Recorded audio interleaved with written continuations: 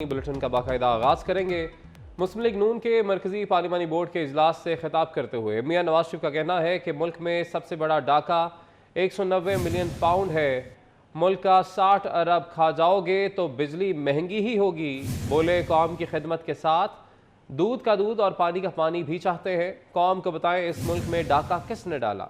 सिर्फ ज़बानी कलामी रियासत मदीना कहा गया। मुझे 7 साल बाद झूठे इल्ज़ामात पर इंसाफ मिल रहा है। 70 साल से मुल्क में खेल खेले जा रहे हैं। अब ज़्यादा दूर ना जाए। अब हाल ही में एक ऐसा खलंडरा मुल्क पे आ गया या लाया गया जिसने पाकिस्तान का ये हाल, जिसको मुल्क का कुछ पता ही नहीं है, इकॉनमी का कुछ पता ही नहीं है, फॉरेन रिलेशन का कुछ पता ही नहीं है, मुआशरे की कोई खबर ही नहीं है, अखलाकियात का कुछ पता ही नहीं है, अच्छा मुआशरा किसको कहते हैं उसका पता ही नहीं है। सिर्फ जुबानी कलामी मदीने की रियासत मदीना, लेकिन रियासत मदीना में क्या होता था उसकी कुछ खबर ही नहीं है। रियासत मदीना में क्या सिखाती उसकी कुछ पता ही नहीं है। वो दूर दूर तक कुछ अंदाजा नहीं है कि वो क्या थी रियासत मदीना। और उसमें अपने सियासत को चमकाने के लिए और दूसरों को नीचा दिखाने के लिए रियासत मदीना, और फिर रियासत मदीना का नाम लेते लेते थकने ना थकने वाले का अभी आप सुन रहे हैं सारे किस्से और कहानियां उसकी। अगर ये किस्से और कहानियां थी तो चुप रहते, खामोश रहते, कम से कम रियासत मदीना का नाम तो ना लेते। तो बड़ा अपना ये सोचने वाली बातें हैं। मैं अपना जब कभी सोचता हूँ तो फिर ये बातें करनी पड़ती हैं। और पाकिस्तान का मेरा ख्याल है कि जहाँ तक मुझे इल्म है सबसे बड़ा स्कैंडल जो पैसे का, करप्शन का या डाका कह लें आप उसको, वो ये है जो 190 मिलियन पाउंड का जो है। इसमें तो कोई शुबा ही नहीं है, कोई शुबा है ही नहीं किसी को कि ये सबसे बड़ा स्कैंडल था। और स्कैंडल का सबसे बड़ा सबूत वो है कि जो बंद लिफाफा लहरा के कह रहे हैं वो लोग कि जी इस बंद लिफाफे पे ही आप दस्तखत कर दें और अपनी एग्रीमेंट दे दें, अप्रूवल दे दें। भाई लिफाफा खोल के तो दिखाओ उसमें है क्या। वो खोला नहीं, अभी आंखों में पट्टी बांध के उनसे अप्रूवल ले रहे हो। ये उस स्कैंडल का सबसे बड़ा सबूत है ये। और फिर अभी आपने देखा है कि वो किस तरह से रकम उठा के सुप्रीम कोर्ट के मौजूदा चीफ जस्टिस ने बाहर फेंकी कि ये रकम यहाँ क्यों पड़ी हुई है, सुप्रीम कोर्ट में क्यों पड़ी हुई है।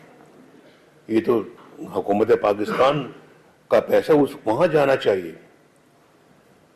तो बंद लिफाफा पे अप्रूवल लेकर रकम वहां जमा करवाई। कितनी बड़ी हेरा फेरी, कितनी बड़ी है धांधली, कितनी बड़ी करप्शन, कितना बड़ा डाका। और फिर कहते जी कि बिजली की कीमतें बढ़ गई। बिजली की तुम 60 अरब रुपए खा जाओगे कौम का, तो बिजली की कीमत नहीं बढ़ेगी तो क्या बढ़ेगा फिर।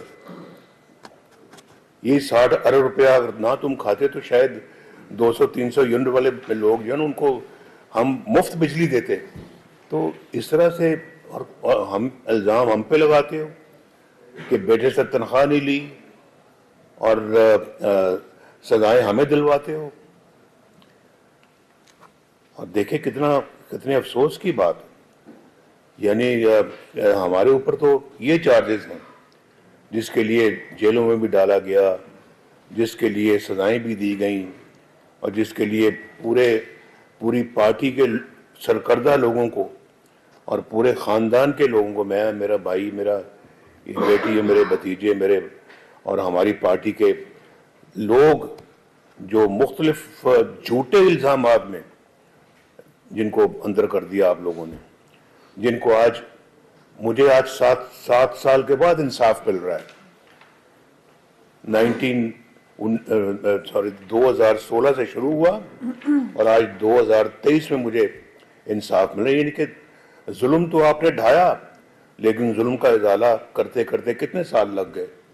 आज भी मैं मुकदमे भुगत रहा हूं और झूठे मुकदमे, सर्टिफिकेट लगा हाई कोर्ट का कि ये सब बोगस थे। अब जिन्होंने बोगस मुकदमे बनाए हैं, कोई उनसे पूछेगा कि आपने क्यों बनाए? कोई उनसे बात करेगा क्यों बनाए? जज बोल रहा है वो शौकत अजीज सदीकी के मेरे पास जनरल फैज आया, मेरे पास आके ये कहा उन्होंने, आके हमारी तो 2 साल की मेहनत जाया हो जाएगी अगर नवाज शरीफ को और उसकी बेटी को अगर आपने जेल से बाहर आने दिया।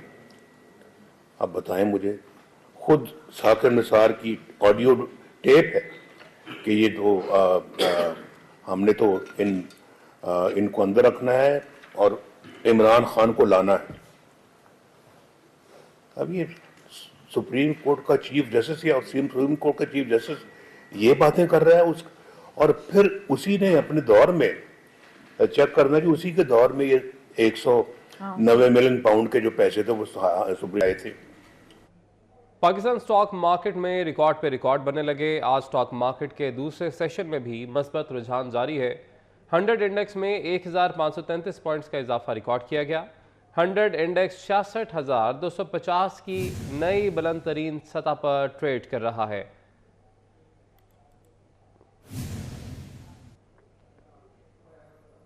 अकबर एस बाबर की पीटीआई इंट्रा पार्टी इंतखाबात दोबारा कराने की दरख्वास्त मुस्तरद। मेंबर इलेक्शन कमीशन का कहना है कि दोबारा इलेक्शन भूल जाए। इलेक्शन कमीशन ने पाकिस्तान तहरीक इंसाफ को नोटिस जारी कर दिया। इलेक्शन कमीशन ने इंतखाबात के खिलाफ दरख्वास्त मंजूर कर ली। दोबारा इलेक्शन नहीं होंगे बल्कि इलेक्शन एक्ट का आर्टिकल 225 लगेगा। इंतखाबात कलअदम हुए तो इंतखाबी निशान बल्ला पीटीआई का इंतखाबी निशान नहीं रहेगा।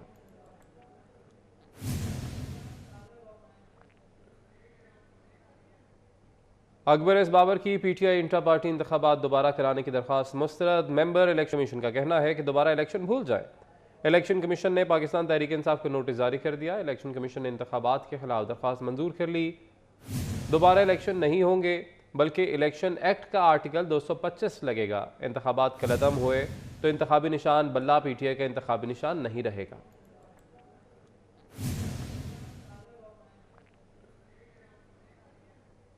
स्टूडियो से फिल वक्त इतना ही।